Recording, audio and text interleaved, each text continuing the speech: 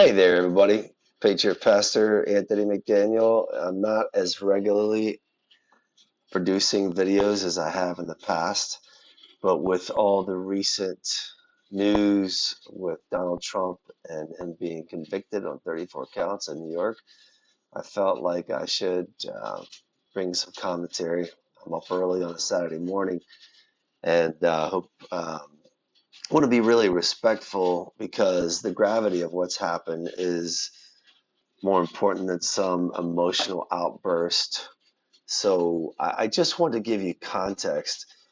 Some you may share this with somebody that they think that a lot of us are just blind Trump supporters. We are not. I was not voting for Donald Trump in the primary. I was going to vote for Ron DeSantis. I felt like Donald Trump had alienated a lot of people. His personal conduct over the years has taken away from his great policies. Felt like there had been a hardened resistance. There's such distractions with the January 6th situation. Did he do enough to stop that? Him saying that he won the 2020 election.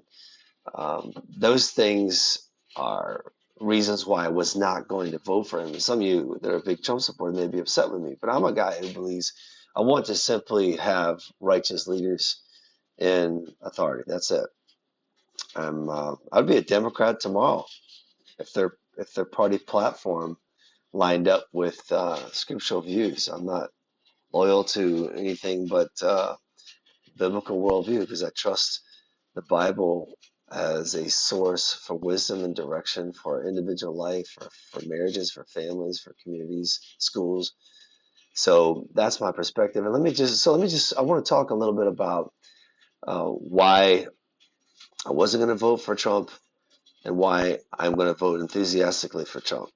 Now that he looks like he's going to be the nominee, I'm definitely on the Trump train, and I also want to call out the absolute criminal manipulation of our U.S. justice system.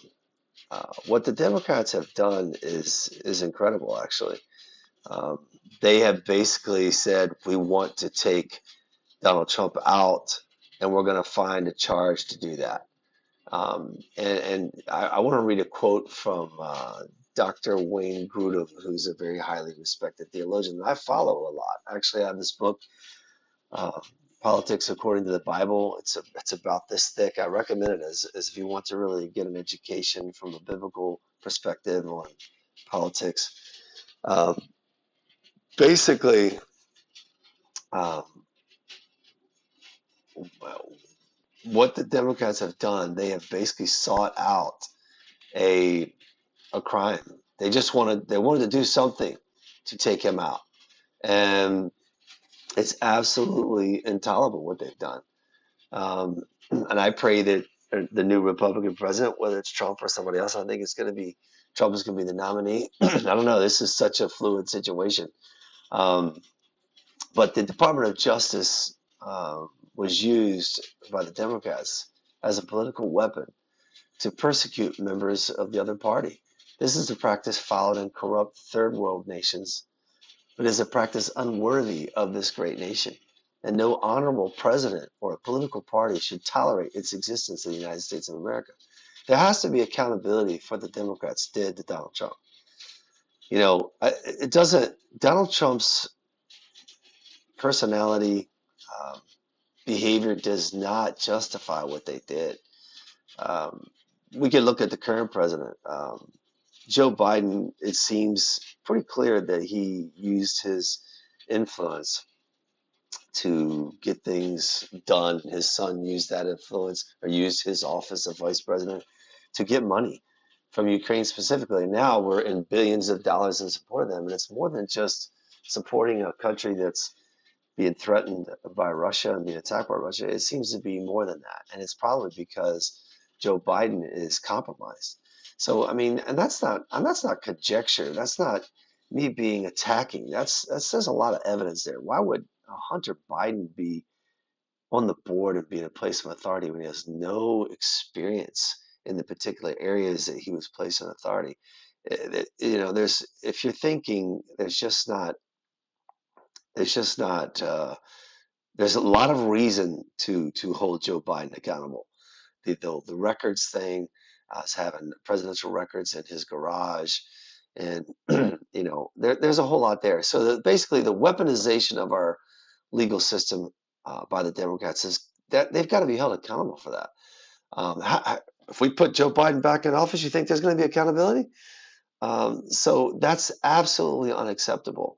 So I want to make it clear that I am not a blind supporter of Donald Trump. I see his character flaws. I've seen how he's made fun of people inappropriately. I see, his sexual sins. I see his exaggeration of things. He makes me laugh. This is the worst, the best, the greatest. Is superlative. He used the superlative all, quite frankly. And see, I started to say all the time, but that wouldn't be true. I try to monitor myself in my speech to say things as accurate as I can. He is thinking about marketing a lot of times and influence. So he says that, like, this is the worst trial in American history. This is I don't know. I don't know that you can say that. We've got 240 some years of history. So, um, I see his faults. So I want to say that for people who may look at me. In fact, I posted something I thought was funny on my social media page yesterday, and I got attacked by saying something to the effect of like some of my all of my mentors or something like that was thrown in jail, and all my role models went to prison: Jesus, Paul, Joseph, Daniel, Peter, John. And I just put timely and shared that. I just shared someone else's post. I got attacked for that. I did it on purpose. I don't regret that, because now maybe the only thing I would change is not all my role models. That's a little inaccurate. Not all my role models went to prison, but I could have said a lot of my role models.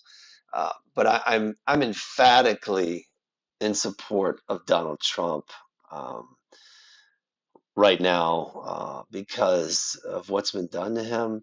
And I think it's really important that you understand that Donald Trump really represents people like me who are conservative Christians who grew up in America, who see this dramatic shift away from Judeo-Christian values, and they are claiming the moral high ground. And it's not cool. Title IX, for example, women's sports. I have a daughter that played college soccer, and I would be raising a lot of resistance, let's put it that way, to what's going on. We're letting transgender athletes with the XY chromosome. You're born a male, you have a biological advantage, you have a DNA advantage. You should not be competing with females. Now, if we continue we elect Joe Biden and the Democrats, that agenda is going to keep going. So there has to be a pushback. For you to say, well, Donald Trump is a compromised candidate. Every single candidate is. So you have to choose the best. You cannot say from a Christian worldview that Joe Biden is the best candidate. So when you tear down Donald Trump, it's a vote for Joe Biden. So listen, I'm mainly doing this to get you off this position of being intimidated by the Democrats. We must stand with Donald Trump at this time because he represents us. Get off of your high horse. He's a flawed guy. He is damaged goods, but he's the best thing we've got. And Joe Biden is dangerously taking our country in a very bad direction. The border is unbelievable. They are lying. They're not doing their job. It's an intentional plan. We are weak around the world. That Russia would have never attacked um, Ukraine if Donald Trump was in office. Israel would not have been attacked likely by Hamas, and if they had been, the response would have been very different. There's too many great reasons why Joe Biden has got to go and Donald Trump needs to be our next president. We must stand together. Do not be intimidated. I want to share with you 30 reasons why Donald Trump was a great president, but I just want to leave you with these couple thoughts. Do not be intimidated by the fact that Donald Trump has been attacked, that he's been maligned, and he is a felon. We must stand strong. We must stand together. We must stand with Donald Trump. Thank you so much.